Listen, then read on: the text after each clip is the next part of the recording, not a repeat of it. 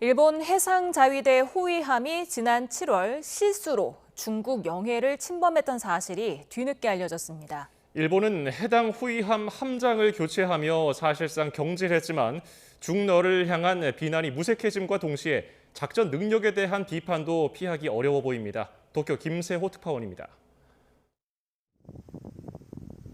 일본 해상자위대의 스즈키함은 지난 7월 중국 저장성 인근 해역에서 20분간 항해했습니다. 이미 중국 함정의 퇴거 권고를 받았지만 중국 영해에 그대로 진입한 겁니다. 해상자위대 함정이 사전 통보 없이 중국 영해에 들어간 건 1954년 자위대 창설 후 처음입니다. 조사 결과 당직 승무원과 함장 간 전달 체계에 문제가 있었고 이로 인해 중국 측의 퇴거 권고를 무시하게 된 것으로 파악됐습니다. 일본 방위성이 당시 함장을 교체한 사실이 뒤늦게 확인됐는데 사실상 경질이라는 해석이 나옵니다. 7月にですね、鈴木の艦長が交代をしているというのは事実であります。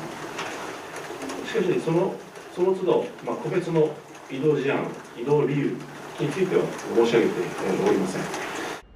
일본은 중국 측의 함장이 정확한 위치를 파악하지 못한 실수라고 해명한 것으로 전해졌습니다.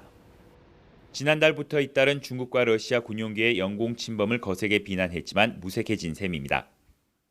해상자위대는 최근 부적절한 인원의 비밀 취급이 드러났고 지난 4월엔 헬기가 충돌하기도 했습니다. 2021년 2월에는 잠수함이 훈련 중 홍콩 상선과 부딪히는 등 불상사가 끊이질 않고 있습니다. 최근 해상자위대가 보이고 있는 일련의 모습들은 실제 작전 능력에 대한 의문과 불안을 키울 수 있다는 지적이 나옵니다. 도쿄에서 YTN 김세호입니다.